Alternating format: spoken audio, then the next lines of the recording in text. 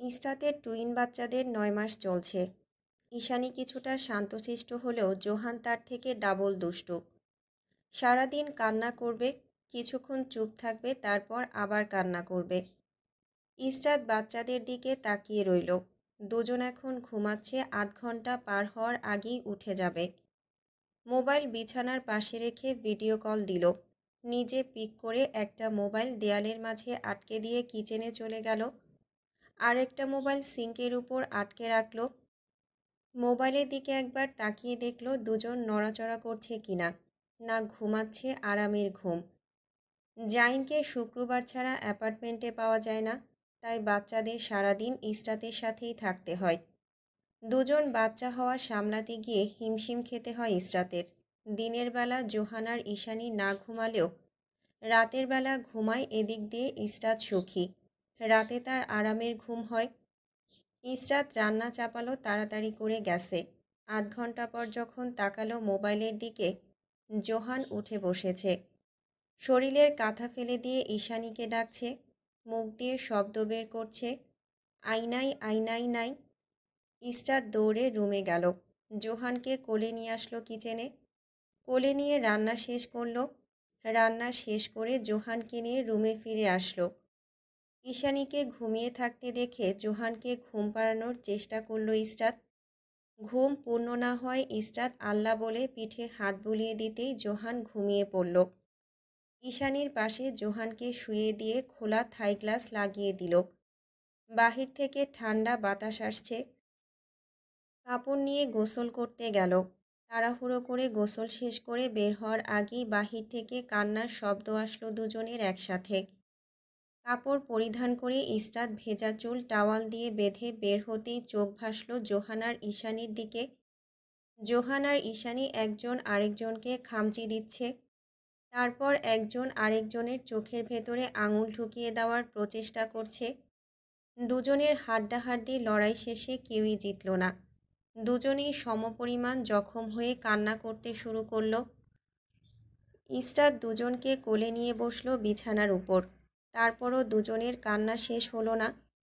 কিছুক্ষণ থামানোর চেষ্টা করে ইসরাত হাঁপিয়ে উঠল। চোখ মুখ অন্ধকার করে ইসরাতও কান্না করে দিল। তার ধৈর্যের বাঁধ ভেঙে গেছে। কষ্ট করে কান্না আটকানোর চেষ্টা করতে হলো না। নিজেও তাদের সাথে গলা ছেড়ে ভ্যাঁ ভ্যাঁ করে কান্না করতে লাগলো। পুরো সপ্তাহ ইসরাত একা বাচ্চা সামলায় বলে জাইন ইসরাতকে সারপ্রাইজ দেওয়ার জন্য এসেছিল অ্যাপার্টমেন্টে লুকিয়ে। অ্যাপার্টমেন্টের লক খুলে ভেতরে ঢুকতেই ইসরাতের কান্নার শব্দ পেল। রুমে গিয়ে যখন দেখল মা, ছেলে, মেয়ে সবাই একসাথে তাল দিয়ে কান্না করছে, তখন জাইন মাথায় হাত দিল। বিড়বিড় করে বলল, সর্বনাশ করেছে, এ কী অবস্থা। ৪-১-২০২৯। সৈয়দবাড়িতে এই ২ বছরে অনেক কিছুরই পরিবর্তন হয়েছে। সাথে পরিবর্তন হয়েছে মানুষজন। ইরহামের বিয়ে হয়ে গিয়েছে সুরভির সাথে পারিবারিকভাবে। অনিকার বিয়ে হয়ে গিয়েছে ১.৫ বছরের মতো। কার সাথে বিয়ে হয়েছে সেটা না হয় পরে জানা যাবে। আরিশার বয়স ২০। আরিশাকেও বিয়ে দেওয়ার চেষ্টা করছে, কিন্তু সে রাজি হচ্ছে না। আরিশা নুসরাতের মতো বিজনেস ওম্যান হতে চায়। ইসরাতের টুইন বেবির বয়স এখন ৩ বছর চলছে। মে মাসে ৩ বছর পূর্ণ হবে। আশিকার ডেলার একটা ছেলে সন্তান হয়েছে, যার বয়স ৪.৫। বর্তমানে ডেলা আবার সন্তান সম্ভাবা। মম আর মাহাদিরও পারিবারিকভাবে বিয়ে হয়েছে ৭ মাস আগে। জায়ান আর ইনায়ার প্রথম বেবি মিসক্যারেজ হওয়ার পর দ্বিতীয়বারের মতো আবার তারা বাবা মা হতে চলেছে। এবার সৈয়দবাড়ির সবাই ইনায়ার প্রতি আর তার বাচ্চার প্রতি বিশেষ দৃষ্টি রাখছে, যাতে আগেরবারের মতো আর সেই কাণ্ড না ঘটে। নুসরাত, আরশ, ইরহাম পুরোদমে বিজনেসে মনোযোগী হয়েছে, কিন্তু আরশ আর নুসরাতের সম্পর্ক এখনও দাঁড় মিষ্টি কুমড়ার মতো।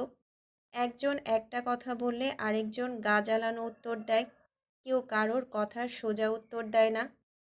অনিকাও সংসারের কাজে ব্যস্ত হয়ে গিয়েছে। সাজিদার শুভ্রর আর একটা বেবি হয়েছে, তার বয়স ২। শুভ্রর বয়স এখন ৭। সব কিছুর পরিবর্তন হলেও মেহেরুন্নেসা এখনও আগের মতোই রয়ে গিয়েছেন। তিনি এখন নতুন মিশনে লেগেছেন। মিশনটা হলো আরিশার বিয়ে দেওয়া। আগের মতো শাড়ি পরা শুরু করেছেন। সেদিন হাই হিলের সাথে ফ্লোরাল প্যান্ট পরে হাঁটতে গিয়ে সিঁড়ি থেকে উল্টে পড়ে গিয়েছিলেন মেহেরুন্নেসা। তারপর 1 মাস হসপিটালের বেডে পড়ে থেকে তওবা করেছেন, আর এই জীবনে বেঁচে থাকতে হাই হিল আর ওয়েস্টার্ন ড্রেস পরবেন না। বসন্তের বাতাবরণ শেষে গ্রীষ্মের শুরু। আকাশ মেঘলা হয়েছে। সময়ের সাথে সাথে মেঘের গর্জন বৃদ্ধি পাচ্ছে।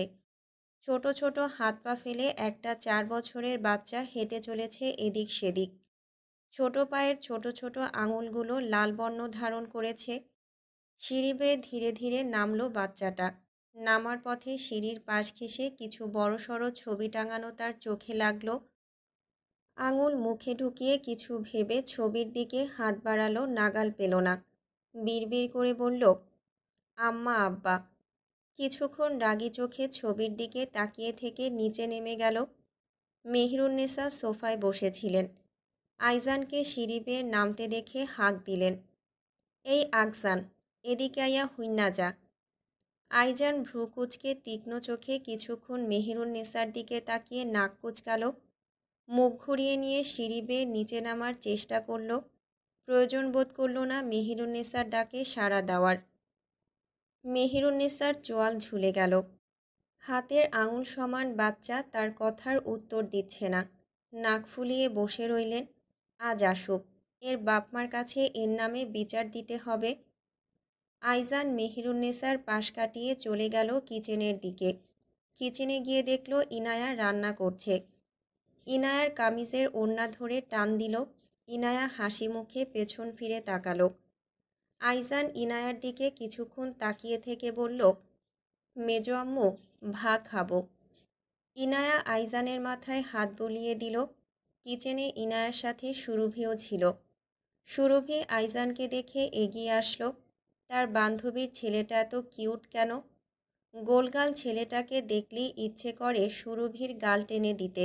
সুরভি আইজানের ফুলো ফুলো গাল টেনে দিয়ে গাল লাল করে দিল। আইজান বিরক্তির চোখে তাকালো সুরভির দিকে। এই আম্মুটাকে তার মোটেও পছন্দ না। দেখলেই তার গাল টেনে ব্যথা বানিয়ে দেয়। সুরভি হাঁটু গেড়ে বসলো আইজানের সামনে। 2 হাতের নিচ দিয়ে হাত ঢুকিয়ে কোলে নিতে যাবে আইজানকে। আইজান শরীর ছেড়ে দিয়ে মেঝেতে বসে গেল। ইনায়া খিলখিল করে হেসে উঠল। হাসির তালে 4 মাসের পেটটাও হালকা দুলে উঠল। ইনায়া হাসতে হাসতে পেট চেপে ধরল। সুরভি নাক ফুলিয়ে তাকিয়ে রইল আইজানের দিকে।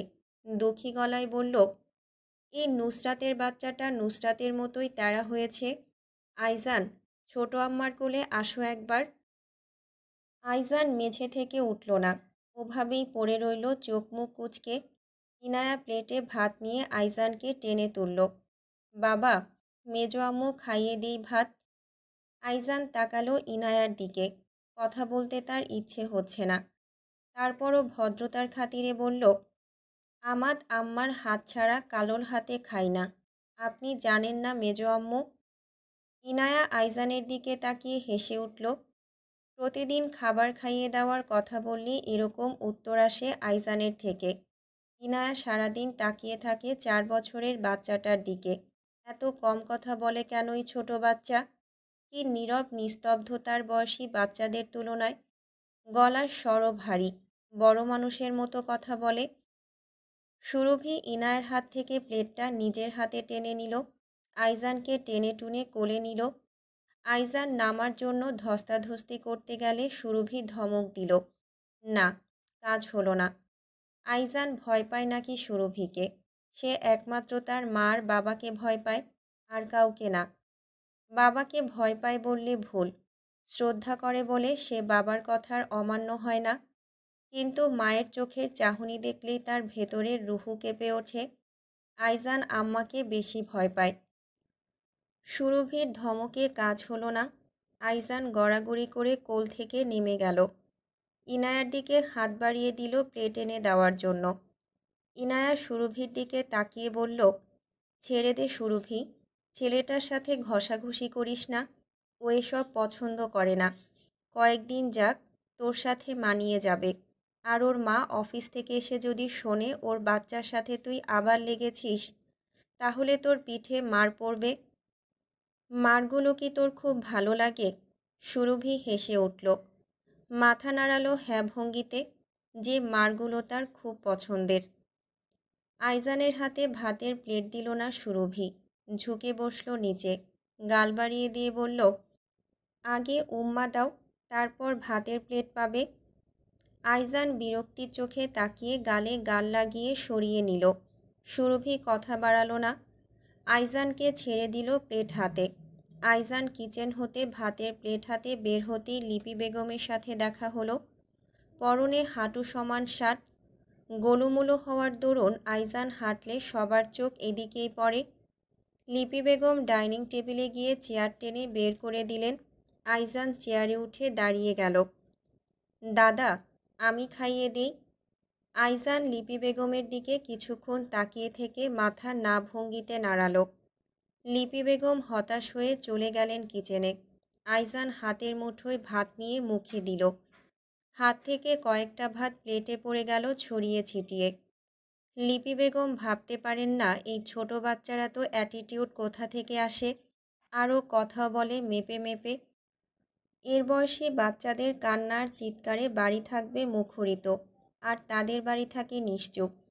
মায়ের সাথে সব কথা তার, আর কারোর সাথে রা অবধি করে না। মা যদি হাসে তাহলে এই বাচ্চার ঠোঁট দিয়ে একটু হাসি বের হয়, না হলে বের হয় না। কেউ জোর করে হাসাতে পর্যন্ত পারবে না। লিপি বেগম দীর্ঘশ্বাস ফেললেন।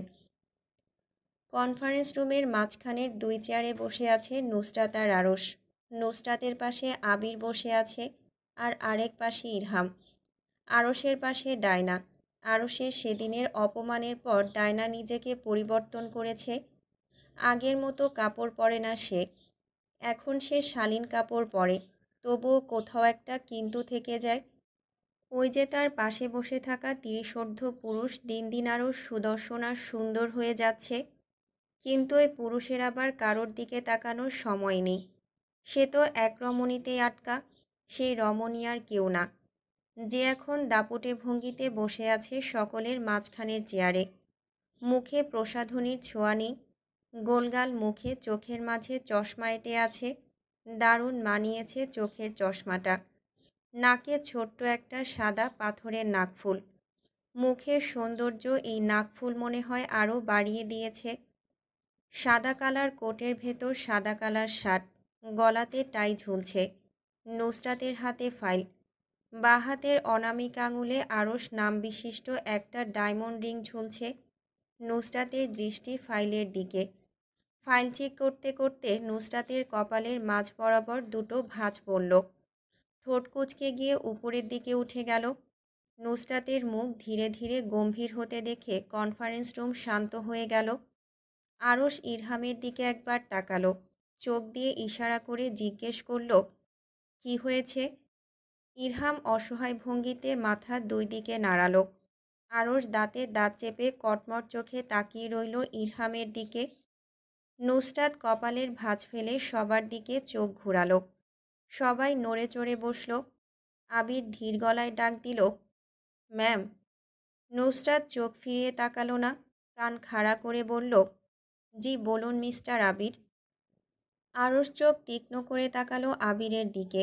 আবির নুসরাতের দিকে মুখ বাড়িয়ে ফিসফিস করে কিছু বলল। আরশ জেলাসি সামলাতে না পেরে উঠে দাঁড়িয়ে গেল। এই আবিরের বাচ্চাকে আজ সে ছাড়বে না। তার বউয়ের সাথে ঘষাঘষি আবার কিসের? আজ আবিরের একদিন কি আরশের একদিন। নুসরাত আবিরের কথা শুনে চোখ সামনের দিকে দিতেই দেখল আরশ উঠে দাঁড়িয়ে আছে। চোখ মুখের অবস্থা রাগে বেহাল। নুসরাত পাত্তা দিল না। আরশের দিকে তাকিয়ে গম্ভীর গলায় জিজ্ঞেস করল, মিস্টার আরশ, কোনো সমস্যা? আরশ কেশে গলা স্বাভাবিক করে নিল। নুসরাতের দিকে তাকিয়ে নাক ফোলালো। অসভ্য মহিলা তার নাম ধরে ডাকছে, স্বামীর নাম ধরে ডাকে, কোনো লজ্জা শরম নেই। আবার দাপুটে চোখে তাকায় জামাইয়ের দিকে। জামাইয়ের দিকে তাকাবি নির্মল চোখে, তা না করে তাকায় চোখ ছোট ছোট করে। জামাই থাকতে আরেক বেটার সাথে তোর আবার কিসের ফিসফিসানি? থাপড়ে লাল নীল করে দেব। আরশের চিন্তার ব্যাঘাত ঘটল কর্কশ গলার স্বরে। মিস্টার আরশ, বসছেন না কেন? এরকম খুঁটির মতো সবার মাঝে দাঁড়িয়ে আছেন কেন? Any problem? ওয়াশরুমে যাবেন? গেলে যেতে পারেন, আমরা আপনার জন্য অপেক্ষা করছি ততক্ষণ পর্যন্ত যতক্ষণ না আপনি ওয়াশরুম থেকে না ফিরছেন। কনফারেন্স রুমে উপস্থিত সবাই ঠোঁটে হাত চেপে হেসে উঠল। আরশ 25 বছরের রমণীটির দিকে তাকিয়ে রইল। একদৃষ্টিতে তাকিয়ে ধীরে ধীরে নিজ আসনে বসে গেল। আরশ বসতেই নুসরাত উঠে দাঁড়ালো। নিজের কোট খুলে চেয়ারের হাতলে রাখল। টাই টেনে লুজ করে নিল। সবাইকে জানাই স্বাগতম আজকের কনফারেন্সে। আমাদের বিজনেসের নিউ আরেকটা ব্রাঞ্চ লঞ্চ হতে যাচ্ছে, তার জন্যই আপনাদের এখানে ডাকা হয়েছে। আপনারা সবাই আপনাদের বক্তব্য রেখেছেন, সবার বক্তব্য আলাদা ধরনের। আমার সেগুলো পছন্দ হয়েছে, বাট মিস্টার আরশের ফাইলের মধ্যে কিছু সংযোজন বিয়োজন করা প্রয়োজন। ওনার ফাইলের মধ্যে অনেক ভুল রয়েছে। আরশ নুসরাতের কথা শুনে মুখ কালো করে ফেলল। নুসরাত আরশের দিকে আর চোখে তাকিয়ে হেসে উঠল। সবাই হাঁ করে তাকালো নুসরাতের দিকে। নুসরাত হাত মুখে রেখে হাসি আটকানোর চেষ্টা করে বলল, sorry, part of a joke. আপনাদের দেওয়া সবার ফাইলের মধ্যে আমার সব থেকে বেশি নজর কেড়েছে মিস্টার আরশের ফাইল। ওনার ফাইলে কিছু ভুল আছে, সেগুলো আমি মার্ক করেছি। মিস্টার আরশকে বলবো অতি শীঘ্রই যেন উনি এগুলো সংশোধন করে অফিসে জমা দেন। ওনার আইডিয়াটা আমরা বিজনেসের ক্ষেত্রে খুব তাড়াতাড়ি ইউজ করব। বড় স্যারদের সাথে কথা বলে আরশ ঢোক গিলল। এই মহিলা এক মুহূর্তের জন্য তার জান হাতে নিয়ে এসেছিল। আল্লাহ বাঁচাইছে, আর একটু লেট করলে তো সে নির্ঘাত অজ্ঞান হয়ে যেত। আজ বাড়িতে গিয়ে এই মহিলার একটা হেস্তনেস্ত করবে। আরশ নুসরাতের দিকে তীব্র ক্ষোভ নিয়ে তাকিয়ে রইল। নুসরাত আর চোখে লক্ষ্য করল সব কিছু। তারপর আরশকে ভেঙিয়ে জিহ্বা বের করে হাসল। আরশের জেলাসির পরিমাণ মাথা থেকে পা পর্যন্ত গিয়ে নামল। এই মহিলা তার সাথে একটাও হেসে কথা বলে না, আর এখন শব্দ করে হাসা হচ্ছে। আবার ওই আবিরকে উদ্দেশ্য করে মুচকি হাসা হচ্ছে। শুধু বাড়িতে যাই, তারপর দেখাবো মজা। তুই আমার বাচ্চার মা না? না না, ওসব বলা যাবে না। আমার একমাত্র বউ, আমার একটা মাত্র বাচ্চার মা। ফ্রান্সে কলিং বেল বেজে উঠল। ইসরাত কিচেনে রান্না করছিল। হঠাৎ এই সময় কে আসলো অ্যাপার্টমেন্টে? ভাবতে গিয়ে ইসরাতের কপালে গাঢ় ভাঁজ পড়ল। হাত টিস্যু দিয়ে মুছে নিয়ে এসে অগ্রসর হলো দরজার সামনে। দরজার সামনে গিয়ে দেখল ইতিমধ্যে ঈশানিয়ার জোহান পৌঁছে গিয়েছে দরজার সামনে। দরজা ধরে ঝুলে আছে যাতে ইসরাত দরজা খোলার সাথে সাথেই তারা বের হয়ে যেতে পারে বাহিরে। ইসরাত দুজনের মতলব বুঝল। ঠোঁট বাঁকিয়ে হেসে দুজনের দুই হাত ধরে টেনে দরজার সামনে থেকে নিয়ে গিয়ে সোফার উপর বসিয়ে দিল। বসিয়ে দিয়ে দৌড়ে এসে দরজা আনলক করল। বাহির থেকে দরজা দিয়ে ভেতরে ঢুকে গেল একটা মেয়েলি গোলগাল মুখ, তারপর হাত পা। ইসরাত তাড়াতাড়ি দরজা লাগিয়ে দিল। ঈশানিয়ার জোহান ততক্ষণে ঈগল পাখির মতো দৌড়ে আসলো দরজা দিয়ে বের হওয়ার জন্য, কিন্তু পারল না। জোহান হতাশা ধরে রাখতে না পেরে মাটিতে শুয়ে পড়ল। তারপর সেখানে শুয়ে চিকন গলা দিয়ে চিৎকার করে কান্না শুরু করল। কান্না বললে ভুল হবে, এমন ভান করল কান্নার। ইসরাত জোহানকে তোলার চেষ্টা করল না। আঙুল দেখিয়ে বলল, চুপচাপ উঠে বসো জোহান। এত বেয়াদব কেন তুমি? কার মতো হয়েছ? ইসরাতের কথা হয়তো বুঝল জোহান, তাই উঠে বসল চুপচাপ। চোখের কোণে জমা হওয়া পানি ছোট হাতের তালু দিয়ে মুছে নিল। ইসরাত কিচেনে গেল তাড়াতাড়ি করে যাতে তরকারি পুড়ে না যায়। তরকারি নামিয়ে রাখল। চাল ধুয়ে বসিয়ে দিল গ্যাসে। কিচেন থেকে ইসরাত বের হয়ে দেখল ক্যামিলিয়া খেলা শুরু করেছে জোহান আর ঈশানীর সাথে।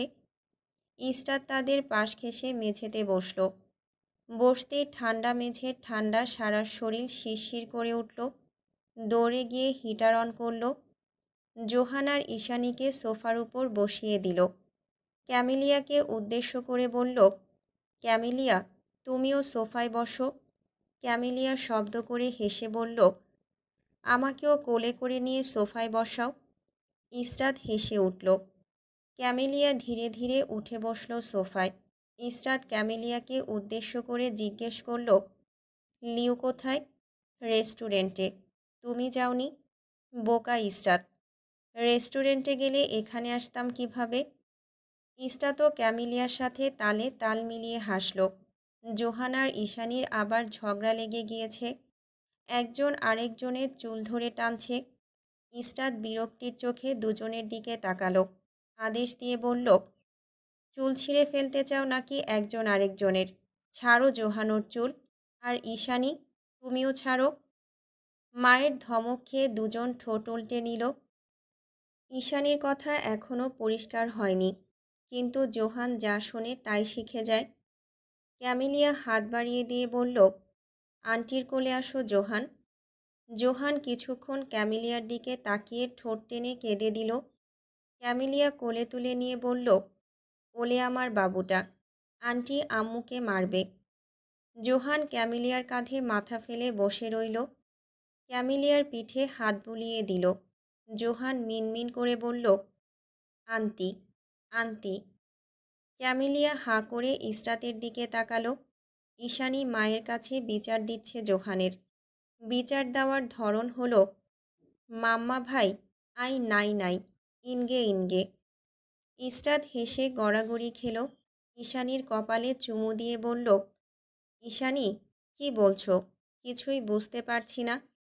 ক্যামেলিয়া ইসরাতকে বলল, ও আমায় আন্টি ডেকেছে।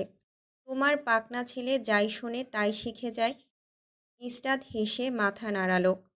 ক্যামেলিয়া কোলে নিয়ে জোহানকে হাঁটতে বের হলো বাহিরের দিকে। জোহান বাহিরে হাঁটতে যাওয়ার জন্য পাগল। ঈশানী গেল না। সে মায়ের সাথে অ্যাপার্টমেন্টেই থেকে গেল। গল্প করল নিজের ভাষায়। ইসরাত কথার কিছুই না বুঝে শুধু মাথা নাড়ল আর হেসে কুটি কুটি হলো। কনফারেন্স রুম থেকে বের হয়ে নুসরাত নিজের কেবিনের দিকে গেল। তার পিছু পিছু আবিরও গেল। নুসরাত কেবিনের লক খুলে স্লাইডিং দরজা ঠেলে ভেতরে ঢুকে গেল। আরশের কেবিনের সাথে অ্যাটাচ করে নুসরাতের কেবিন। নুসরাত কেবিনে ঢোকার কিছু মিনিট পর আরশও এসে ঢুকল কেবিনে রাগী মুখ বানিয়ে। কেবিনে ঢুকে মাথা আরও গরম হয়ে গেল যখন দেখল আবিরের সাথে মুচকি হাসি দিয়ে কথা বলছে নুসরাত। আরশের পদচারণের শব্দ শুনে নুসরাত চোখ তুলে তাকালো। আবিরের দিকে তাকিয়ে আরশ বলল, মিস্টার আবির, মিসেস আরশের সাথে আমার কথা আছে, আপনি একটু বাহিরে যান। আবির নুসরাতের দিকে তাকিয়ে রইল। নুসরাত কিছু বলার আগে আরশ আবার বলল, আমি আপনাকে বাহিরে যেতে বলেছি না, তাহলে না গিয়ে এখানে বসে আছেন কেন? যান আবির। আবির নড়ল না। আরশ জেলাসি সামলাতে না পেরে বলে উঠল, get out, I say get out mister Abir, না হলে আপনার সামনে আমি কিস করব আমার বউকে। তখন বসে বসে দেখবেন আমাদের কিস করার দৃশ্য। নুসরাত ভয়ার্ত চোখে তাকালো আরশের দিকে। এই লোক পাগল নাকি? এভাবে বলে মানুষকে? আরশকে এগিয়ে আসতে দেখে নুসরাত বলল, আবির, পরে আমি তোমাকে ডেকে নেব, এখন যাও। আবির নুসরাতের কথা শুনে চলে গেল কেবিনের বাহিরে। আরশ আবিরের যাওয়ার দিকে তাকিয়ে বৃষ্টি গালি দিল। বিড়বিড় করল, আমার বউয়ের দিকে তাকিয়ে থাকা বের করছি, আগে এটাকে একটা শিক্ষা দিয়ে নিই, তারপর তোকে শিক্ষা দিচ্ছি শালা পাটকাঠি। আরশ নুসরাতের দিকে তাকিয়ে এগিয়ে আসলো। নুসরাতের চেয়ার ধরে টান মারতেই সেটা নিজ জায়গা থেকে চলে আসলো আরশের সামনে। আরশ বাঁকা হেসে ঝুঁকে গেল নুসরাতের দিকে। কপালে কপাল লাগিয়ে শ্বাস নিল। কানের কাছে ঠোঁট নিয়ে বলল, তোকে না করিনি ওই পাটকাঠির সাথে না থাকতে, তাহলে ওটাকে বিদায় করিস না কেন? নুসরাত চুপচাপ তাকিয়ে রইল আরশের গালের দিকে। হাত বাড়িয়ে আলগোছে নখের ডগা দিয়ে ছুঁয়ে দিল। আরশ চেয়ারের হাতল এক হাত দিয়ে চেপে ধরে নুসরাত সহ চেয়ার নিজের কাছে নিয়ে আসলো। দন্তের নিচে চাপল পুরো ঠোঁট। গাল এক হাত দিয়ে চেপে ধরে বলল, আচ্ছা, যা, বিদায় করার দরকার নেই। সারাদিনের মাঝে একটাও চুমু খাসনি, একটা চুমু খা। নুসরাত সচরাচরের মতো এবারও আরশের কথার উত্তর দিল, না। আরশ জানত এই উত্তরই আসবে নুসরাতের কাছ থেকে।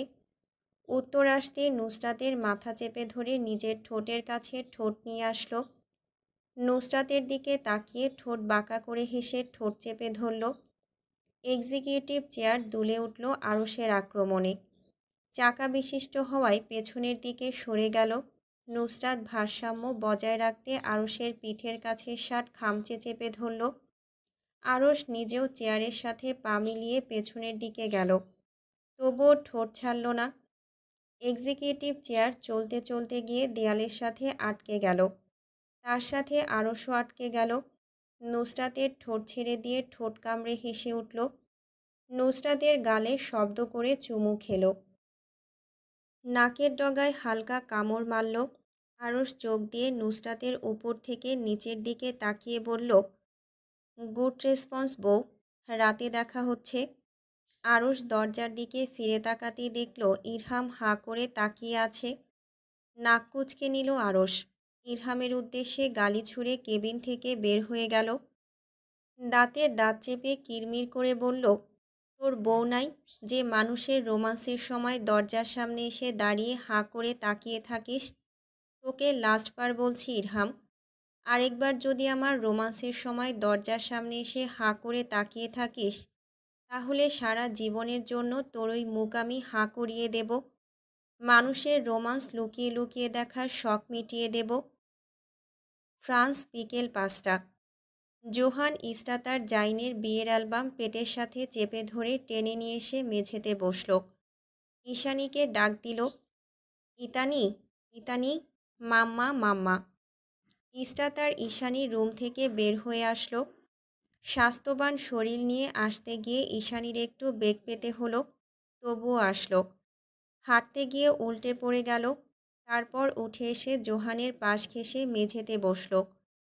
ইস্তাত হাই হাই করে উঠল। দুজনকে টেনে নিয়ে গিয়ে সোফার উপর বসালো। জোহান অ্যালবামের পাতা উল্টালো ছোট ছোট হাতে। মেহেদি অনুষ্ঠানের জাইনার ইস্তাতের কাপল পিক দেখে জোহান চোখ ছোট ছোট করে তাকালো।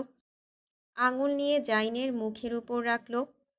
ইস্তাতের দিকে তাকিয়ে থেকে জিজ্ঞেস করল, mamma, why dada looking so beautiful? ইস্তাত তাকালো জাইনের ছবির দিকে। 3/4 প্যান্ট আর একটা কুচকানো টি শার্ট পরে আছে, পায়ের সব লোম বের হয়ে আছে। ইস্তাত নাক ছিটকাল। ছবির ওপর তর্জনী আঙুল রেখে বলল, এটা সুন্দর ছবি, আর ড্যাডাকে কোন দিক দিয়ে বিউটিফুল দেখাচ্ছে? জোহান নাক ফুলিয়ে বলল, মাম্মা ড্যাডা লুক বিউটিফুল, বিউটিফুল, বিউটিফুল। ইস্তাত হার মেনে বলল, হ্যাঁ বাপ, তোমার বাপ বিউটিফুল, এবার মুখ বন্ধ করো। ঈশানী হাত বাড়িয়ে অ্যালবামের পাতা ছিঁড়ে দিতে চাইল। ইস্তাত অ্যালবাম নিয়ে গিয়ে কাবাডের ভেতর ঢুকিয়ে রাখল। ড্রয়িং রুমে বসে জোহান বসে বসে চিৎকার করে বলছে, dada why so beautiful, mamma why so beautiful, Itani why so beautiful, Johan why so beautiful. সন্ধ্যা 6টা। কিছুক্ষণ আগে নুসরাত, ইরহাম আর আরশ অফিস থেকে ফিরে এসেছে। নুসরাত শাওয়ার নিয়ে বের হতে আইজান এসে কোলে উঠে গেল। ছেলেকে কোলে নিয়ে নুসরাত ঠোঁট দাবিয়ে গালে চুমু খেল শব্দ করে। আরশ মাথার নিচে 2 হাত রেখে বিছানায় শুয়ে আছে। নুসরাতকে চুমু খেতে দেখেই বলল, ওটাকে চুমু খেতে পারিস, আর আমি বললেই নাক ছিটকাস কেন? যেভাবে নাক ছিটকাস মনে হয় আমার চুমুতে জীবাণু আছে। অসভ্য, অভদ্র, বেডি মানুষ। নুসরাত ভেংচি কেটে বলল, আপনার কথা বলাই জীবাণু লাগানো, আর চুমুতে জীবাণু না থাকা তো বিলাসিতা। আরশ মিছিমিছি রাগী গলায় বলল, এই বেডি, তুই কি বলতে চাস? আমার ঠোঁটে জীবাণু লাগানো? আমার সারা শরীরে জীবাণু লাগানো? এত বড় সাহস তোর? নুসরাতের বাচ্চা, তোকে আমি ছাড়ব না। নুসরাত পাত্তা দিল না আরশের কথা। আইজান কোল থেকে নামার জন্য মোস্টামুষ্টি করতে দেখে কোল থেকে নামিয়ে দিল নুসরাত। আইজান রুম থেকে বের হয়ে গিয়ে সিঁড়ির কাছে টাঙিয়ে রাখা ছবি নিতে চাইল, নাগালে পেল না। সুরভি আইজানকে লাফালাফি করতে দেখে এগিয়ে গিয়ে নামিয়ে দিল ছবিটা।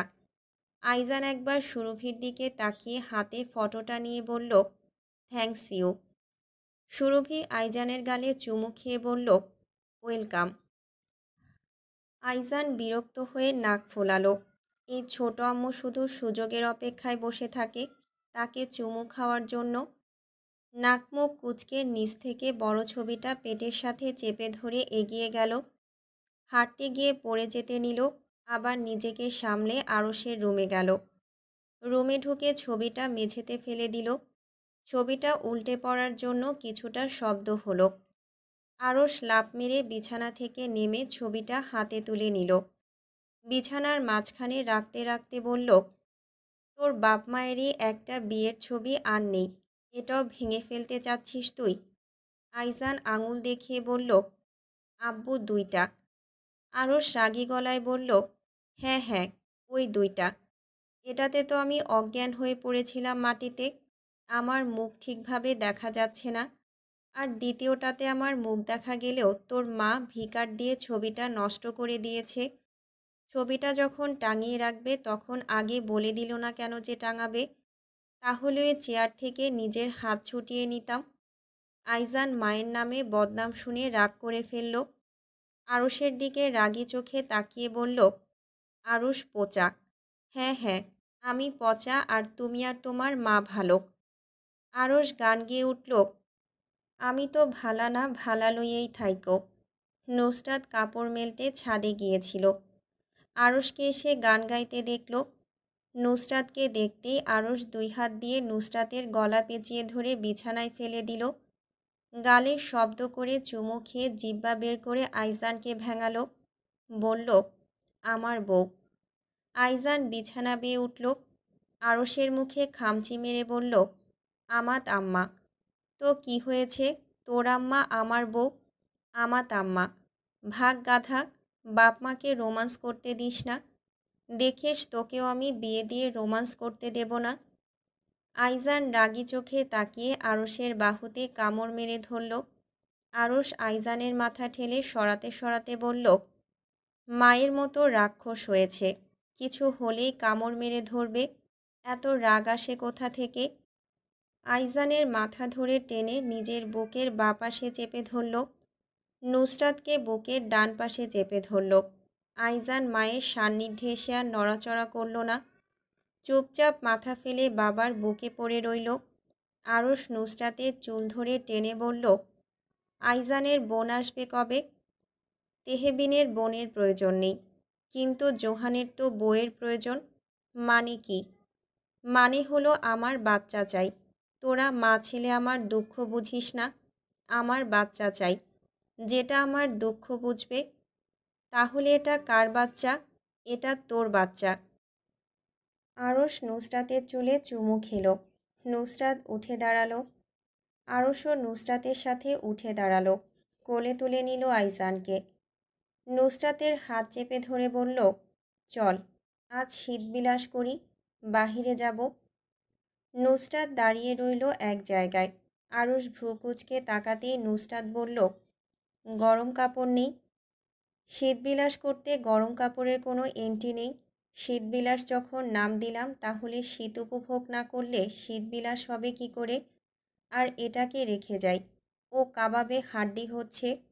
আমার আর আমার বউয়ের মাঝখানে তোকে রাখবো না। আইজান আরশের গলা পেঁচিয়ে ধরল।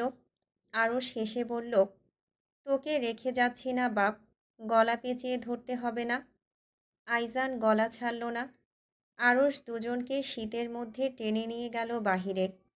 নাজমিন বেগম পেছন থেকে ডেকে বললেন, গরম কাপড় নিয়ে যাও। আরশ হাত নাড়িয়ে না করে দিল। পেছনে তাকানোর প্রয়োজন বোধ করল না। বাহিরে আসতেই শীত এসে চেপে ধরল। চারিপাশ কুয়াশার আধারে ঢেকে আছে। আরশ আইজানকে উদ্দেশ্য করে বলল, আমার মতো হবি না আব্বা, তাহলে তোর মায়ের মতো দজ্জাল মহিলা কিডন্যাপ করে বিয়ে করে নেবে। প্রয়োজন হলে তুই উঠিয়ে নিয়ে বিয়ে করিস, তবুও চরিত্রে বাপের মতোই দাগ লাগতে দিস না। নুসরাত আরুষের পিঠে থাপ্পড় মারল। আরুষ হেসে নুসরাতের পিঠে এক হাত দিয়ে পেঁচিয়ে জড়িয়ে ধরল। আইজান কি বুঝল আরুষের কথা কে জানে, খিলখিল করে হাসল। নুসরাতের দিকে তাকাতেই দেখল নুসরাতও হাসছে তার দিকে তাকিয়ে। আইজান লজ্জা পেয়ে আরুষের মুখে থাপ্পড় মেরে মুখ লুকালো আরুষের ঘাড়ে। আরুষ আইজানকে নিচে নামিয়ে নুসরাতকে জড়িয়ে ধরল। আইজান বিরক্তির চোখে তাকিয়ে রইল আরুষের দিকে। আরুষ আইজানকে দেখিয়ে গালে শব্দ করে চুমু খেল। আইজান রাগে ঠোঁট টেনে কেঁদে উঠল। আরুষ হেসে মাটিতে বসে গেল। নুসরাতেরও হাত টেনে মাটিতে বসিয়ে দিল। আইজানকে এক হাত দিয়ে জড়িয়ে ধরল, আরেক হাত দিয়ে নুসরাতকে। নুসরাত আর আরুষ বসে যাওয়ায় আইজান দাঁড়িয়ে থেকে দুজনের কাঁধের কাছে আসলো। আরুষ নুসরাতের কপালের সাথে নিজের কপালের এক পাশ আর আইজানের কপালের সাথে নিজের কপালের আরেক পাশ লাগিয়ে নিল। ফিসফিস করে বলল, আমার দুই সুখ পাখি। আরুষের কথা শেষ হতেই মা ছেলের হাসির ঝঙ্কার ভেসে আসলো। আরুষ নুসরাতের উদ্দেশ্যে বলল, প্রিয় প্রণয়িনী, আমার চোখে দেখা দ্বিতীয় সুন্দরী নারী তুমি। আইজান আরুষের সাথে বলল, আমার দেখার সবথেকে সুন্দরী নারী আম্মা। তারপর বাপ ছেলে দুজন দুজনের দিকে তাকিয়ে হেসে উঠল। আইজান বাপের গালের সাথে গাল লাগিয়ে উম্মা বলল। আরুষ হাসল। নিস্তব্ধ রজনী। দুই মানবীর হাসির ঝঙ্কার আসলো, সাথে আসলো একটা বাচ্চা শিশুর খিলখিল হাসির ঝঙ্কার। গাছে বসে থাকা নিশাচর প্রাণীগুলো উড়ে গেল। কিছুক্ষণের মধ্যেই চোখের সামনে থেকে অদৃশ্য হয়ে গেল পাখিগুলো ওই দূর আকাশে। চাঁদটা ধীরে ধীরে নিজের জায়গা থেকে সরে গেল। পূর্ণ চাঁদটা ঢেকে গেল মেঘের আড়ালে। প্রকৃতির নিয়ম ভেঙে মেঘের গর্জন শুরু হলো। ঝিরিঝিরি বৃষ্টি মাটিতে পতিত হতে লাগল। গম্ভীর কণ্ঠে কেউ গেয়ে উঠল, you are the light, you are the night, you are the colour of my blood, you are the cure, you are the pain, you are the only things I wanna touch, never knew that it could mean so much, so much. ফ্রান্সে রাত 10টা। বাহিরে snowfall হচ্ছে। এবছর একটু বেশি ঠান্ডা পড়ছে অন্য বছরের তুলনায়। জোহান কান্না করছে, ইসরাত কান্না থামানোর চেষ্টা করছে। জাইন ঈশানীকে ঘুম পাড়াচ্ছে। কিছুক্ষণ পর ঈশানী আর জোহান ঘুমিয়ে পড়ল। জাইন বাহিরে তাকিয়ে দেখল অ্যাপার্টমেন্টের পাশ ঘেঁষে বয়ে যাওয়া রাস্তার সাদা হয়ে আছে স্নো পড়ে। দুজনকে বিছানায় শুয়ে দিয়ে জাইন ইসরাতের হাত টেনে ধরল। ইসরাত ভ্রু উঁচিয়ে তাকাতেই জাইন ঠোঁটে হাত রেখে বলল, চুপচাপ আসো। ইসরাত কথা বাড়ালো না। জাইনের সাথে পা মিলিয়ে অ্যাপার্টমেন্টের বাহিরে আসলো। রাস্তায় বের হতেই শীতল বাতাস এসে গা ছুঁয়ে গেল। জাইন ইসরাতকে টেনে নিজের চাদরের নিচে নিয়ে আসলো। এক হাত দিয়ে ইসরাতের বাহু চেপে ধরে হাঁটতে লাগলো। শীতকাল হওয়ায় গাছের পাতা পড়ে গিয়েছে। বসন্ত আসার সাথে সাথে গাছগুলো বসন্তের রঙে রঙিন হবে। গাছে নতুন পাতা গজাবে। গাছ সাদা তুষারে ঢেকে আছে। রাস্তার পাশে দাঁড় করিয়ে রাখা গাড়িগুলো সাদা বর্ণ ধারণ করেছে। কিছুক্ষণ চুপচাপ নিচের দিকে তাকিয়ে হাঁটল। জাইন তাকালো ইসরাতের দিকে। ল্যাম্পপোস্টের ঘোলাটে আলোয় মুখটা দেখতে কিছুটা হলুদ বর্ণের লাগছে। নিস্তব্ধ পরিবেশ ভেঙে জাইনের গম্ভীর গলার স্বর ভারী শোনালো, ধন্যবাদ ম্যাডাম, আমার জীবনে আসার জন্য। ইসরাত ভ্রু উঁচিয়ে তাকাতেই জাইন বলল, না, তোমাকে ধন্যবাদ দেওয়া ঠিক হবে না রেই। ধন্যবাদ দেওয়া উচিত আসলে মিসেস আজমল আলীকে। ইসরাত হাসল। জাইনও মুচকি হাসল। কেন? দাদিকে কেন ধন্যবাদ জানাবেন? কারণ ওনার জন্যই আমাদের বিয়ে হলো আর বাচ্চাও হলো। ইসরাত হেসে বলল, ঠিক বলেছেন। তাহলে দেশে ফেরা হচ্ছে কবে? ঈশানী আর জোহান আরও কিছুটা বড় হোক, তখন। জাইন হেসে পিচঢালা রাস্তার মধ্যে দাঁড়িয়ে গেল। ইসরাতকে ইশারা করে বলল, এই যে ম্যাডাম। ইস্টাত তাকাতেই দেখল জাইন রাস্তার মধ্যে পড়ে থাকা স্নোফলের মধ্যে ইস্টাত লিখে তার পাশে প্লাস দিয়ে জাইন লিখল। লাফ দিয়ে বন্ধনে আবদ্ধ করে নিল দুজনের নাম। ইস্টাত মুচকি হাসল। জাইন উঠে দাঁড়িয়ে ইস্টাতকে আবার টেনে চাদরের ভেতর ঢুকিয়ে নিল। শীতের জন্য ইস্টাতের গালগুলো লাল হয়ে গিয়েছে। ঠান্ডা বাতাসের জন্য চোখ বেয়ে পানি গড়িয়ে পড়ল। জাইন হাত বাড়িয়ে গাল টেনে দিল, চোখের পানিও মুছে দিল। ফিসফিস করে বলল, আমার লাল টমেটো। ইস্টাত জাইনের কথা শুনে লজ্জা পেয়ে হেসে উঠল। দুজনে হাঁটা ধরল গন্তব্যহীন পথে সামনের দিকে। রাতের নিস্তব্ধতা ছিঁড়ে গম্ভীর কণ্ঠে ভেসে আসলো, এই নশ্বর পৃথিবীতে ভালোবাসা নশ্বর। তুমি না হয় আমার মায়া হয়ে থেকে যেও, হৃদগহীনে অবিনশ্বর আমার প্রিয় প্রণয়িনী। তোর স্বামী দ্বিতীয় বিয়ে করেছে। নুসরাতের হাত থেকে মোবাইল ধূপ করে কংক্রিটের রাস্তায় পড়ে গেল। নিজের কানের ভুল মনে করল। পরপরই লাউড স্পিকারে থাকা ফোনের ওপাশ থেকে সুরভির উত্তেজিত গলার স্বর ভেসে আসলো, শুনতে পাচ্ছিস নুসরাত? আরশ ভাইয়া দ্বিতীয় বিয়ে করেছে। নুসরাত কথা বলল না। চোখ মুখ অস্বাভাবিক করে নোংরা জায়গাটায় হাত পা ছড়িয়ে বসে পড়ল। ঢোক গিলে নিজের অস্থিরতা সামলানোর চেষ্টা করল। সুরভি চিৎকার করছে ওপাশ থেকে, কোথায় তুই? ইরহাম আর আমি তোকে নিতে আসছি। নুসরাত মৃদুস্বরে বিড়বিড় করে আওড়াল, রোজ ভ্যালি গার্ডেনে আছি। ওপাশ থেকে ফোন কাটার শব্দ হলো। নুসরাত হাত বাড়িয়ে মোবাইল হাতে নিতেই থরথর করে কেঁপে উঠল। আইজান হাঁ করে মায়ের দিকে তাকিয়ে আছে। কাঁদো কাঁদো মুখ করে কিছু জিজ্ঞেস করতে যাবে নুসরাত থামিয়ে দিল। পাশের ছোট্ট একটা খুঁটিতে হেলান দিয়ে বসল। চোখ বন্ধ করে বসে রইল চুপচাপ। নিজের ভেতরের অস্থিরতা নিজের ভেতরেই সমাদৃত করতে চাইল। গেটের সামনে গাড়ি থামার শব্দ হতেই নুসরাত খুঁটিতে ভর দিয়ে উঠে দাঁড়ালো। আইজানের এক হাত খপ করে চেপে ধরে এগোলো গেটের দিকে। গাড়ির ভেতর ইরহাম আর সুরভি চোখ মুখ কালো করে বসে আছে। নুসরাত কথা বলল না। কোলে তুলে আইজানকে ব্যাকসিটে বসিয়ে দিয়ে নিজেও উঠে বসল স্বাভাবিক ভঙ্গিতে। গাড়ির দরজা লাগিয়ে শরীর ছেড়ে দিল। সুরভি আর ইরহাম নিজেদের মুখ চাওয়াচাই করল। নুসরাতের এত শান্ত থাকা দুজনের দুশ্চিন্তা আরও বাড়িয়ে দিল। সুরভি কিছু বলতে যাবে নুসরাত গমগমে গলায় বলল, এটা যদি কোনো প্র্যাঙ্ক হয় তাহলে এখানেই থেমে যা সবাই। সুরভি দুঃখী দুঃখী মুখ বানালো। দীর্ঘশ্বাস ফেলল শব্দ করে। চোখ মুখ নিদারুণ করুণ করে বলল, আমি প্রথমে মনে করেছিলাম আরশ ভাই প্র্যাঙ্ক করছে, কিন্তু আরশ ভাই রেজিস্ট্রি করে নিয়ে আসছে, এসে রেজিস্ট্রি পেপার দেখিয়েছে। নুসরাত ভেতরের তিক্ততা চুপচাপ গিলে নিল। মোবাইল আইজানের হাতে দিয়ে চোখ বন্ধ করে মাথা হেলান দিয়ে শুয়ে পড়ল। ধীরে ধীরে বলল, কখন বিয়ে করেছেন উনি? এবার ইরহাম উত্তর দিল। রাগে ফেটে যাচ্ছে সে। রাগী কণ্ঠে বলল, 1 ঘন্টা আগে। নুসরাত চুপ করে বসে রইল। চুপচাপ ভাবতে বসল, সত্যি যদি বিয়ে করে থাকে আরশ, তার আর আইজানের কি হবে? ইরহাম নুসরাতের দিকে ড্রাইভিং করতে করতে তাকালো। নুসরাতের মুখ দেখে আরশের প্রতি রাগ আরও বেড়ে গেল। চোখ সরিয়ে নিয়ে ড্রাইভিংয়ে মনোযোগী হলো। 2 দিন আগে নুসরাত আর আইজান এসেছিল তাদের নানার বাসায়। কয়েকদিন যাবৎ নুসরাতের নানার শরীর খারাপ, তাই নানার কাছে কয়েকদিন থাকার জন্য এসেছিল।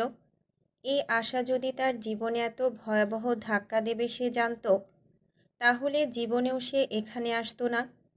আরশ কিভাবে বিয়ে করতে পারল? একবার তার আর আইজানের কথা মাথায় আসলো না। নুসরাত ছাড়বে না আরশকে। আজ ওকে জবাবদিহিতা করতে হবে। কেন করেছো দ্বিতীয় বিয়ে? নুসরাতের ভেতর কিসের কমতি ছিল যে তাকে আরেকটা বিয়ে করতে হলো? গাড়ি চলছে নিজ গতিতে। নুসরাত বিরক্ত হয়ে তাকালো ইরহামের দিকে। তিক্ত বিরক্ত কণ্ঠে বলল, এটা গাড়ি নাকি ঠেলা গাড়ি চালাচ্ছিস তুই? তাড়াতাড়ি চালা। নুসরাতের বিরক্ত গলা শুনে ইরহাম গাড়ির গতি বাড়িয়ে দিল। নুসরাত আইজানকে কোলে তুলে নিয়ে জড়িয়ে ধরে রাখল বুকের সাথে। বুক ব্যথা যদি একটু কমে সেজন্য। শক্ত করে ধরে রাখল ছেলেকে নিজের সাথে। গলার কাছে দলা পাকানো কান্নাগুলো ঢোক গিলে গলার কাছেই আটকে রাখল। ইরহামকে ভাঙা গলায় জিজ্ঞেস করল, বড় আব্বু, বড় আম্মু, আম্মা, আব্বা, চাচ্চুরা কি বলল?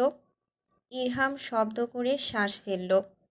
নাকের পাটা ফুলিয়ে বলল, কিছু বলার আগেই মুখের উপর রেজিস্ট্রি পেপার ধরিয়ে দিয়েছে। বড় আব্বু জিজ্ঞেস করেছিলেন কেন দ্বিতীয় বিয়ে করেছে, রিজন কি? নুসরাত চোখ মুখ উদ্বেগ নিয়ে চেয়ে রইল পরবর্তী কথা শোনার জন্য।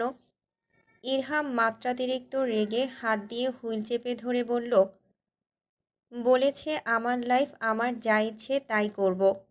যেখানে ধর্মে 4 বিয়ে করার সম্মতি আছে সেখানে আপনাকে আমি জবাবদিহিতা করার প্রয়োজন বোধ করছি না। বড় আব্বু আর কিছু বলার আগেই নতুন বউ নিয়ে রুমে ঢুকে দরজা লাগিয়ে দিয়েছেন। আর ওই বেটিও খুব মিনমিনে, ঘোমটা দিয়ে দাঁড়িয়েছিল যতক্ষণ ওখানে দাঁড়িয়েছিল। নুসরাত আইজানের 2 কান হাত দিয়ে চেপে ধরে নির্লিপ্ত মুখ বানিয়ে বসে রইল। গাড়ি গিয়ে সৈয়দ বাড়ির সামনে থামতেই আইজানের হাত ধরে নেমে দাঁড়ালো নুসরাত। ধীরে ধীরে হেঁটে সৈয়দ বাড়ির ড্রয়িং রুমে পা রাখতেই সবাই নুসরাতের দিকে দৃষ্টি দিল। চোখ ছোট ছোট করে সবাই বুঝতে চাইলেন নুসরাতের মনোভাব। চোখ মুখ শান্ত, নেই কোনো উদ্বিগ্নতা। সবার দিকে এক পলক চাইল নুসরাত। লিপি বেগম আর নাজমিন বেগম হাই হুতাশ করে কান্না করছেন। ঝর্ণা বেগম আর রুহিণী বেগম সান্ত্বনা দিচ্ছেন। নুসরাতের দিকে নাজমিন বেগম তাকিয়ে হাউমাউ করে কান্না করতে শুরু করলেন। কান্নার সাথে মাথায় হাত দিয়ে বাড়ি দিচ্ছেন আর বলছেন, আমার মেয়ে আর মেয়ের বাচ্চাটার এখন কি হবে? নুসরাত আর অপেক্ষা করল না, চুপচাপ হেঁটে চলে গেল কিচেনের দিকে। 5 মিনিট পর কিচেন থেকে বের হয়ে সিঁড়ি বেয়ে উপরে উঠল। ধীর পায়ে অগ্রসর হলো আরশের রুমের দিকে। আইজানকে কোলে তুলে নিয়েছেন শোয়েব। মন খারাপ করে বসে থাকা বাচ্চাটার মন ভুলানো কথা বলে মন ভালো করার চেষ্টা করছেন। হেলাল সাহেব আর নাসির সাহেব মাথায় হাত চেপে বসে আছেন। হেলাল সাহেব মাথা নিচু করে বসে থাকলেন। চোখ তুলে তাকাতে পারলেন না নুসরাতের চোখে। ছেলের এত অবনতি তিনি মেনে নিতে পারছেন না। মেয়েটাকে আর বাচ্চাটাকে কিভাবে মুখ দেখাবেন তিনি? নুসরাত ধীরে ধীরে পা বাড়ালো। তার পিছু পিছু হেঁটে আসছে ইরহাম, ইনায়া আর সুরভি। নুসরাতের বুকের ভেতর ধুক ধুক শব্দ হচ্ছে। চোখ বন্ধ করতেই চোখের কোণ বেয়ে 1 ফোঁটা পানি গড়িয়ে পড়ল। 2 আঙ্গুলের সাহায্যে টোকা মেরে ফেলে দিল অবহেলা নিয়ে পানিগুলো। হাতের কবজিতে চোখ ডলতে লাগলো যাতে আরশের সামনে গিয়ে চোখ দিয়ে পানি না বের হয়। রুমের সামনে দাঁড়াতেই ভেতর থেকে খুনসুটির আওয়াজ ভেসে আসলো। নুসরাত চোখ মুখ স্বাভাবিক করে কাপা হাতে দরজা ঠেলে রুমের ভেতরে প্রবেশ করল। রুমের ভেতরের পরিবেশ দেখে নুসরাতের সারা দুনিয়া নড়ে উঠল। আরশ মেয়েটার ঘোমটা তুলে চুমু খাচ্ছে কপালে। মেয়েটা নুসরাতের দিকে পিঠ দিয়ে বসে আছে আর আরশের মুখ হাসি হাসি। এখনও নুসরাতকে খেয়াল করেনি তারা। নুসরাত নিজের রাগ নিয়ন্ত্রণ করতে পারল না। এই পরিবেশ দেখে পায়ের স্লিপার খুলে ছুঁড়ে মারল আরশের দিকে। স্লিপার গিয়ে আরশের উপর পড়তেই আরশ খ্যাপা চোখে তাকালো সামনের দিকে। নুসরাতকে দেখতেই খ্যাপা দৃষ্টিতে নেমে আসলো নমনীয়তা। নুসরাত এখনও স্থির নিজের জায়গায়। একবার আরশ আর একবার বিছানায় বেনারসি পরে উল্টো হয়ে বসে থাকা ছোটোখাটো মেয়েটাকে দেখছে। আরশের ভাবাবেগ হলো না নুসরাতকে দেখে। উঠে দাঁড়িয়ে টেনে সাদা পাঞ্জাবির ভাঁজ ঠিক করে নিল। গম্ভীর গলায় বলল, কে তোকে নিয়ে এসেছে? নুসরাত উত্তর দিল না। চোখ মুখ শক্ত করে হাত তুলল বিছানায় বসে থাকা মেয়েটার দিকে। তর্জনী আঙুল তাক করে বলল, ওই মেয়েটাকে? আরশের গলার স্বর নির্লিপ্ত। নুসরাতের সামনে দাঁড়িয়ে 2 হাত দিয়ে মেয়েটার 2 হাত আগলে ধরল নিজের হাতের মধ্যে। গলার স্বর গম্ভীর রেখে ভরাট গলায় বলল, আমার বউ। নুসরাত নিজের দিকে আঙুল তুলল। কান্নারা চোখের ভেতর থেকে বের হয়ে আসতে চাইছে, তবুও নিজেকে সামলে রাখার চেষ্টা করল। কাঁপা কাঁপা গলায় বলল, তাহলে আমি কে? আরশ নির্বিকার। নুসরাতের হাত ছেড়ে দিয়ে মেয়েলি দুই গাল আগলে নিল নিজের হাতের মধ্যে। দরজার দিকে গম্ভীর চোখে এক পলক তাকিয়ে চোখ ফিরিয়ে নিল। মোলায়েম কণ্ঠে বলল, তুইও আমার বউ? নুসরাত নির্বাক, কথা বলার ভাষা হারিয়ে ফেলেছে। গাড়িতে বসে গুছিয়ে রাখা কথাগুলো এক এক করে সব ওলটপালট হয়ে গেল। মুখ দিয়ে বের হলো না একটা শব্দ। ভাঙা গলায় বলল, ওই মেয়েকে বিয়ে করেছেন কেন? আরশ নিজের হাতের তালু দিয়ে আরও একটু চাপ দিয়ে ধরল নুসরাতের গাল। মৃদু হেসে নুসরাতের গালে চুমু খেয়ে বলল, ওকে আমি ভালোবাসি। দরজার সামনে দাঁড়ানো মানুষগুলো নির্বাক। ইরহাম রাগে দরজার নব চেপে ধরল বল প্রয়োগ করে। সে যদি পারত তাহলে আরশকে মাটির নিচে আস্ত পুঁতে ফেলত। নিজের রাগ নিয়ন্ত্রণ করে চেয়ে রইল নুসরাতের দিকে, কি উত্তর দেয় তা দেখার আশায়। নুসরাত তাচ্ছিল্য করে হেসে উঠল, টেনে শ্বাস নিল। মনে হলো এই রুমে অক্সিজেনের ঘাটতি আছে। আরশের হাত গাল থেকে সরিয়ে দিয়ে বলল, ওই মেয়েটাকে ভালোবাসলে আমার সাথে আপনার কিসের সম্পর্ক? আরশ হাসকি টোনে বলল, তোর সাথে আমার মায়ার সম্পর্ক। নুসরাতের নিজেকে সামলানো দায় হয়ে গেল। সামনে দেয়ালের দিকে তাকিয়ে রাগে মাথা দিয়ে ধূপধাপ বাড়ি দিতে লাগল। ফুপিয়ে কেঁদে উঠল। আরশ নির্বাক হয়ে গেল নুসরাতের কান্না দেখে। হাত বাড়িয়ে চেপে ধরল নুসরাতের কবজি। টেনে নিজের কাছে এনে দাঁড় করাতেই নুসরাত নিজের চুল টেনে ধরল এক হাত দিয়ে। আরশের হাত থেকে নিজেকে সরিয়ে আনার প্রাণপণ চেষ্টা করল। আরশ নুসরাতের রাগ আরও বাড়িয়ে দিয়ে বলল, আরে এরকম করছিস কেন? কি হয়েছে তোর? নুসরাত আরশের হাত থেকে নিজের কবজি ছাড়িয়ে নিয়ে এসে বড় বড় পা ফেলে এগিয়ে গেল মেয়েটার দিকে। মেয়েটা এখনও চুপচাপ বসে আছে বিছানার উপর ঘোমটা টেনে। নুসরাত হাত বাড়িয়ে চুল চেপে ধরতে চাইল মেয়েটার। আরশ পেছন থেকে নুসরাতের উদর চেপে ধরল। উদর চেপে ধরে টেনে নিয়ে আসলো দরজার সামনে। নুসরাত হাত দিয়ে আরশকে কিল থাপ্পড় মারছে। আরশ ছেড়ে দিয়ে নুসরাতকে ধমকে উঠল, কি হয়েছে কি? নুসরাত দাঁতে দাঁত পিষল। আরশের গলা দুই হাত দিয়ে চেপে ধরে হিসশিসিয়ে উঠে বলল, তুমি কেন বিয়ে করেছো ওই মেয়েকে?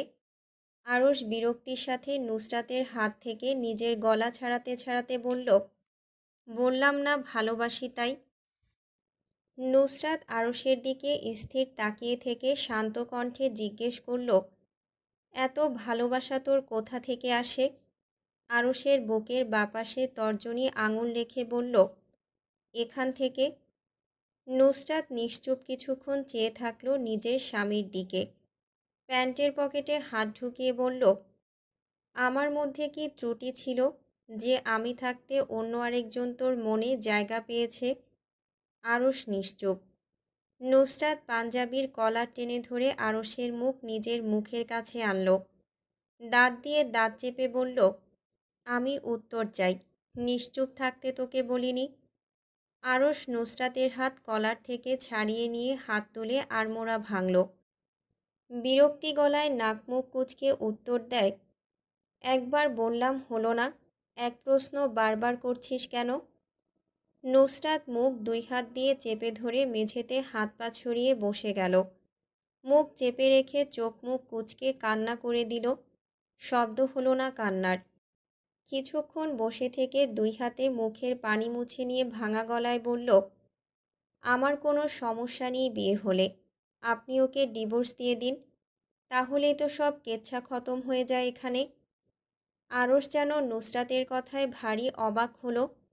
নাক মুখ ছিটকে বিরক্তি স্বরে বলল, তোকে একবার বললাম না ওকে আমি ভালোবাসি, তাহলে ডিভোর্স দিতে যাব কোন দুঃখে? নুসরাত নিজেকে সামলাতে পারল না। এক পায়ে অবশিষ্ট থাকা স্লিপার সোজা ছুঁড়ে মারল আরশের ঠোঁট বরাবর। স্লিপার আরসের মুখের উপর পড়তেই আরস নিজের মুখ চেপে ধরল। আর্তনাদ করে উঠল মুখে 2 হাত চেপে। আরসের আর্তনাদ শুনে বিছানায় বসে থাকা ছোটোখাটো ধরনের মেয়েটা ঘোমটা চেপে ধরে এসে আরসের পাশে দাঁড়ালো। মেয়েলি রিনরিনে গলায় বলল, আপনার লাগেনি তো? নুসরাতের রাগে মাথা গরম হয়ে গেল। চোখ বড় বড় করে তাকালো দুজনের দিকে। দেখে মনে হলো অক্ষিকোটরের উপরে চোখ বের হয়ে আসবে। 2 হাত দিয়ে নিজের চুল খামচে ধরে আর্তনাদ করে উঠল। নুসরাত তিক্ততা নিয়ে জিজ্ঞেস করল, তুই ডিভোর্স দিবি না? আরস নির্লিপ্ত গলায় বলল, না। নুসরাত দরজার সাথে নিজের মাথায় দুটো বাড়ি মারল। আরস পেছন থেকে কপালে স্পর্শ করার আগেই নুসরাত নিজেকে সরিয়ে নিল দূরে। স্পর্শ করবেন না আমায়, নোংরা লোক। মেয়ে মানুষ দেখলে আপনার চাহিদা জেগে ওঠে। এসব কোন ধরনের কথা নুসরাত? যা তা মুখে আসলো আর বলে দিলেই হলো। নুসরাত সে কথার উত্তর দিল না। রাগে নিজের ধ্যান জ্ঞান খুইয়ে মুখে যা আসলো তাই বলে গেল। যখনই দেখেছেন কচি খুকি তখনই পুরুষত্ব জেগে উঠেছে আপনার। কি ওই মেয়ের কাছে আছে যা আমার কাছে নেই? কি নেই আমার কাছে? নুসরাত কথা থামিয়ে হেসে উঠল। মেয়েটার হাতের দিকে তীক্ষ্ণ চোখে তাকিয়ে তাচ্ছিল্য মিশিয়ে আরসের দিকে চোখ দিল। ঠোঁট টেনে হাসল এক পেশে, চাপা কেশে নিয়ে আওড়ায়, ও তোমার নতুন বউ দেখছি অনেক সুন্দরী। সৌন্দর্য দেখে বিয়ে করেছ? আমার মতো কালো মহিলার সাথে থাকতে এই রং নিয়ে অসুবিধা হচ্ছে? দরজার সামনে দাঁড়ানো সবাই নির্বাক। তখনই সবাইকে ঠেলে আইজান রুমের ভেতর ঢুকতে চাইল। ইরহাম বড়দের মাঝে বাচ্চাকে রাখতে চাইল না। কোলে তুলে নিয়ে অন্যদিকে ঘুরতেই আরস পেছন থেকে ডেকে উঠল, আইজানকে আমার কাছে দে। আরস হাত বাড়িয়ে আছে আইজানকে কোলে নেওয়ার জন্য। ইরহাম দোনামোনা করে আইজানকে এগিয়ে দিতেই নুসরাত বাজ পাখির মতো ছোঁ মেরে ছেলেকে নিজের কাছে নিয়ে নিল। রুমের দরজায় দাঁড়ানো সবাই হতবম্ব। নুসরাত রাগে রিরি করতে করতে বলল, একদম আমার ছেলেকে স্পর্শ করবেন না। আরস নুসরাতের কথার পিঠে প্রশ্ন ছুড়ে দিল, কেন? আইজান আমারও ছেলে। কিসের ছেলে? যখনই আপনি ওই মেয়েকে কবুল বলে নিজের করেছেন তখন থেকেই আমি আর তেহবিন আপনার পর হয়েছি। আরস হাঁ করে তাকিয়ে থাকলো নির্নিমেষ চোখে বিস্ময়ের সহিত সামনের দিকে। নুসরাতের পরবর্তী কথা শুনে সে নিজের চোয়াল শক্ত করে নিল। আমায় ডিভোর্স দিন। আমি সতীনের সংসার করব না। আপনি যদি ভেবে থাকেন আমি সতীনের সংসার করব, এটা আপনার মনের ভুল। আমি ওইসব নারী না যারা মুখ বুজে অন্ধ না হয়েও অন্ধ হয়ে স্বামীর দ্বিতীয় বিয়ে চুপচাপ মেনে নেয়। আমার সাথে একদমই ওইসব টিপিক্যাল মহিলাদের মেলাতে যাবেন না। আমি সৈয়দা নুসরাত নাসির। এইসব লেম এক্সকিউজ শুনে আপনার সাথে সতীনের সংসার করব, এটা আপনার সো-কল্ড ভাবনা। I am sorry. Please give me divorce. আমি ডিভোর্স চাই মানে চাই। আর একটা বাক্য যেন না বের হয় আপনার মুখ থেকে। না হলে মুখ কীভাবে স্টাপলার মেরে বন্ধ করতে হয় তা আমি খুব ভালো করে জানি এবং হাত চালাতেও বেশ জানি। একদম হালকা নেবেন না আমাকে আরস। আমাকে ডিভোর্স আপনাকে দিতেই হবে। আরস নুসরাতের কথার উত্তর দিল না। মুখ ফিরিয়ে নিতেই নুসরাত খামচে ধরল আরসের পিঠের কাছের পাঞ্জাবি। আরস গম্ভীর চোখে তাকাতেই বলল, আমাকে তালাক দিন। আরসের গম্ভীর গলার আওয়াজ, দেব না। নুসরাত চোখ ছোট ছোট করে নিল। আরস নুসরাতের দিকে চোখ স্থির করতেই দুজনের চোখাচোখি হলো। মেয়েটার ভেতর তীব্র কম্পন হলো। হৃৎপিণ্ডের গতি বেড়ে গেল স্বাভাবিকের তুলনায়। নিজের ভেতরের উৎকণ্ঠা নিজের ভেতর চাপা দিয়ে তেজি কণ্ঠে আওড়ায়, প্রয়োজন হলে আপনাকে খুন করব, তারপর তালাক নেব, তবুও সতীনের সংসার করব না। আমাকে তালাক দিন এক্ষুনি, এই মুহূর্তে। আরস নুসরাতকে বোঝানোর জন্য হাত বাড়িয়ে চেপে ধরল তার কাঁধ। আইজান সহ তাকে টেনে নিয়ে আসলো নিজের কাছে। ফিসফিস কণ্ঠে আওড়ালো, সমস্যা কোথায়? নুসরাত ক্ষোভে ফেটে পড়ল। দ্বিতীয় বিয়ে করে আবার বলে সমস্যা কোথায়? দাঁতে দাঁত চেপে নিজের প্যান্টের পকেটে হাত ঢুকালো। আইজান মায়ের কাঁধে মাথা ফেলে শুয়ে আছে। একবার ছেলের দিকে তাকিয়ে নুসরাত প্যান্টের পকেট থেকে নাইফ বের করল। তখন বাড়িতে ঢুকিয়ে একটা নাইফ পকেটে ঢুকিয়েছিল সে। মৃদু হাসল মাথা কাত করে। আরশের দিকে এগিয়ে এসে নিজেদের ভেতরের দূরত্ব কমিয়ে নিল। দাঁত বের করে মৃদু হেসে হিসিয়ে বলল, আমি সতীনের সংসার করব না। প্রয়োজন হলে প্রথমে খুন করব আপনাকে এবং দ্বিতীয় খুন আপনার বউকে করব। তারপরও সতীনের সংসার এই নুসরাত একদমই করবে না। আপনি আমার বাংলা কথা বুঝতে পারছেন না। ছুরির চোখা অংশ আলগোছে আরশের বুকের বাঁ পাশে চেপে ধরল। বাচ্চাদের মতো করে আরশের দিকে তাকায় ভোলা ভালা মাসুম চেহারা বানিয়ে। ঠোঁট উল্টে ফিসফিস করে বলল, যে হৃদয়ে আমি ছাড়া দ্বিতীয় কোনো নারীর অস্তিত্ব আছে সেই হৃদয় চলাচলের চেয়ে না চলাচল করাই ভালো। হৃৎপিণ্ড বরাবর একটা কোপ মেরে দিই, সব শেষ হয়ে যাবে এক নিমিষেই। কি বলেন আপনি? নুসরাত কথা বলতে বলতে আরশের পাঞ্জাবির ভেতরে ছুরির চোখা অংশ ঢুকিয়ে দেয়। আরশ হতবাক হয়ে তাকিয়ে রইল নুসরাতের দিকে। নিজেকে সামলে নিয়ে ছুরি চেপে ধরার আগেই নুসরাত ছুরি হাত থেকে ফেলে দিয়ে চুল চেপে ধরল ছোটোখাটো মেয়েটার। দুই হাত দিয়ে ঘোমটার উপর থেকে মেয়েটার চুল চেপে ধরতেই মেয়েটা চিৎকার করে উঠল। নুসরাত কটমট করে দাঁত দিয়ে দাঁত পিষল। আরশ মেয়েটাকে টেনে ছাড়িয়ে আনল নুসরাতের কাছ থেকে। মেয়েটাকে দূরে সরিয়ে দেওয়ার আগেই সে আবার তেড়ে গেল। আরশ দুই হাত দিয়ে চেপে ধরে রাখল নিজের সাথে।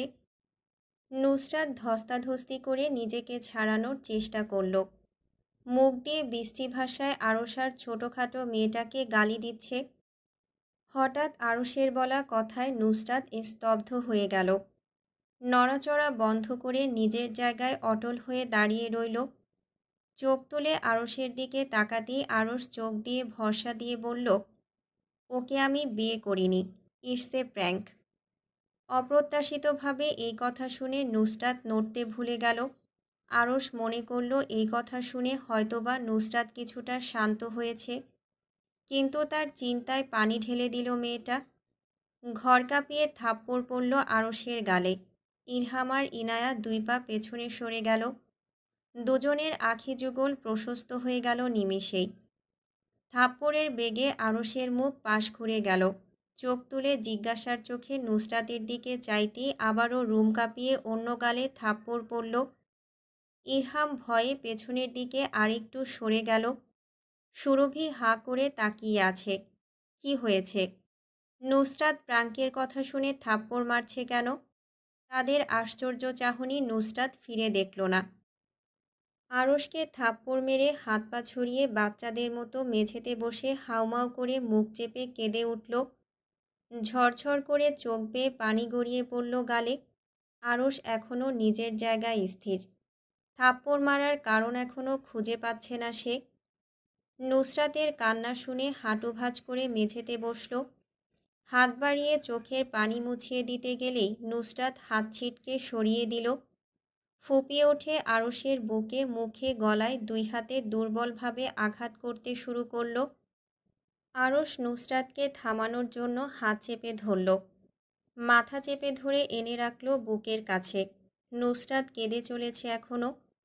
ফুঁপিয়ে উঠে বিড়বিড় করল, খুব বাজে, খারাপ একটা প্র্যাঙ্ক ছিল। আপনাকে আমি হত্যা করব। আপনি আবারও আমার ইমোশন নিয়ে খেলা করলেন। আপনি কি আমাকে শান্তিতে থাকতে দেবেন না? কেন এরকমটা করলেন? আমার শ্বাস এখানে আটকে গিয়েছিল।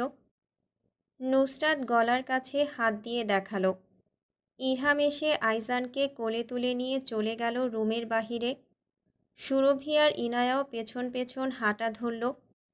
নিচে গিয়ে জানাতে হবে তো আরশ প্র্যাঙ্ক করছিল এতক্ষণ ধরে।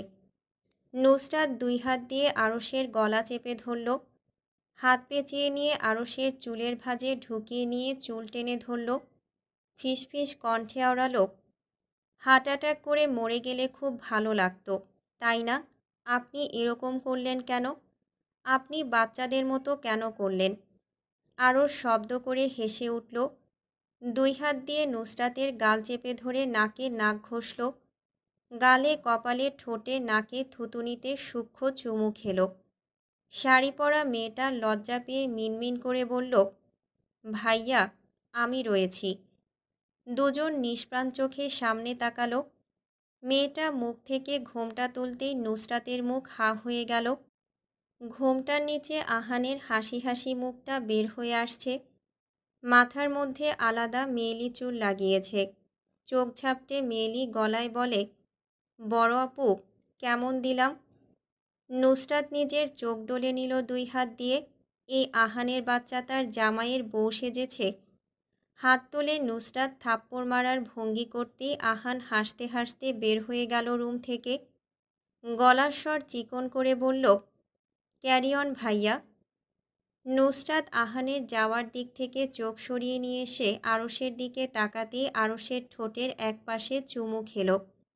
এক মুহূর্ত বিলম্ব না করে নুসরাতকে কোলে তুলে নিয়ে বিছানার দিকে অগ্রসর হতে হতে বলল, আর আমার অবাধ্য হবি? নুসরাত উপর নিচ মাথা নাড়ল, নিষ্প্রাণ গলায় আওড়াল, হ্যাঁ। তারপর দুজন দুজনের দিকে তাকিয়ে পুরো ঘর কাঁপিয়ে হেসে উঠল। আপনি মিসেস নুসরাত নাসিরের কেসটা হাতে নিয়ে কি মনে করছেন? নুসরাত গাড়ির ভেতর থেকে লাফ মেরে বের হয়ে আসলো। পরনে সাদা শার্ট আর কালো ফর্মাল প্যান্ট, গলার কাছে টাইয়ের নটটা ঢিলে করে রাখা, মাঝপিঠ সমান চুলগুলো অগোছালো হয়ে আছে, ঠোঁট শুকিয়ে কাট, মুখে তেলতেলে ভাব। রিপোর্টারের কথার উত্তর দিতে পারলেন না ব্যারিস্টার ইর্তিজা। নুসরাত আগ বাড়িয়ে গিয়ে নিজের নাক ঢুকিয়ে দিল রিপোর্টারের কথার ভেতর। নাক মুখের বিকৃতি ঘটিয়ে বলল, উনি সাওয়া মনে করবেন। চুদির ভাই আমার ব্র্যান্ডের নামে কেস করে, আজ ওর একদিন কি আমার একদিন। শালা গেল কোথায়? নুসরাত উকিঝুঁকি মেরে খুঁজতে লাগলো লোকটাকে। প্রসিকিউটরের পেছনে লুকিয়ে দাঁড়িয়ে উকিঝুঁকি মেরে তাকেই দেখছে লোকটা। নুসরাত লোকটাকে দেখতেই চোখ পাকালো। গলবিলের নিচে এসে দলা পাকালো ভয়াবহ ভয়ঙ্কর গালি। এত এত ক্যামেরার তোয়াক্কা না করে চিৎকার করে গালি ছুড়ল লুকিয়ে থাকা লোকটার উদ্দেশ্যে, এই চোদানির পুত, ওই এদিকে আয়, ওই কুত্তা, আমার ব্র্যান্ডের নামে কেস করেছিস, আজ তোর একদিন কি আমার যতদিন লাগে, সাউয়া কোথাকার। আরশ চোখ মুখ উল্টে দৌড়ে আসলো নুসরাতের দিকে। কোলে তার আইজান, হাতের তালু দিয়ে নুসরাতের মুখ চেপে ধরে টেনে নিয়ে যেতে চাইল কোর্টের ভেতর। নুসরাত ধমকে নিজেকে আরশের কাছ থেকে সরিয়ে নিয়ে আসলো। আইজানকে আরশ ইরহামের কোলে তুলে দিয়ে দৌড়ে আসলো নুসরাতকে থামানোর জন্য। দূর থেকেই কানে আসলো নুসরাতের লাগাম ছাড়া গালিগুলো। মেয়েটা কারোর তোয়াক্কা না করে ভয়ঙ্কর রকমের গালি দিচ্ছে জসিমকে। মধ্যম আঙুল মুখের সামনে নিয়ে চোখ উল্টে বলল, ওই জসিম্মা, তোরে আমি বললাম। আরও শেষে মুখ চেপে ধরল নুসরাতের। চোখ পাকিয়ে নুসরাতের দিকে এক পলক তাকিয়ে সামনে তাকাতে ওখানে স্থির হলো। নুসরাতের এতক্ষণ ধরে দেওয়া ভয়ঙ্কর গালিগুলো ক্যামেরায় খুব সুন্দরভাবে রেকর্ড হচ্ছে। ব্যারিস্টার ইর্তিজা মির্জা কথা বলার ভাষা হারিয়ে ফেলেছেন। হতবম্ব হয়ে চেয়ে আছেন তার মক্কেল আর মক্কেলের স্বামীর দিকে। ইর্তিজা এবার বিস্ময়ের চূড়ান্ত পর্যায়ে পৌঁছে গেলেন আরশের কথা শুনে। আরশ মিনমিন করে বলছে, ওকে তুই ফাক ইউ বলছিস কেন? আমাকে বললেই তো পারিস, আমি না তোর হাজবেন্ড, বেগানা পুরুষকে এসব বলতে নেই। নুসরাত হাত তুলে আরশের পিঠে থাপ্পড় মারল। বিরক্তি নিয়ে কিছুক্ষণ তাকিয়ে থেকে বলল, ওকে আমি ফাক ইউ বলছি না, আমি বলতে চাচ্ছি ফাক হিমসেলফ। ব্যারিস্টার ইর্তিজা মির্জা ঢোক গিলে পানি বের করলেন নিজের মিনি ওয়াটার ব্যাগ থেকে। ধীরে শ্বাস ফেলে সামনে তাকাতেই আবার মাথায় হাত দিলেন। নুসরাত আর আরশের বলা সব কথা সামনের ক্যামেরাগুলোতে লাইভ রেকর্ড হচ্ছে। দীর্ঘশ্বাস ফেলে ইর্তিজা পানি খেয়ে নিলেন এক ঢোক। কোটের বোতাম লাগাতে লাগাতে বড় বড় পা ফেলে এগোলেন সামনের দিকে। আরশ আর নুসরাতকে অত্যন্ত ধীর স্বরে বললেন, আপনাদের স্বামী স্ত্রীর ঝগড়া শেষ হলে ভেতরে চলে আসবেন। নুসরাত আর আরশ সেসব শুনল না। তাদের একজন ব্যস্ত হলো জসিম লোকটাকে গালি দিতে, আরেকজন ব্যস্ত হলো নুসরাতের গালিগুলো শুধরে দিতে।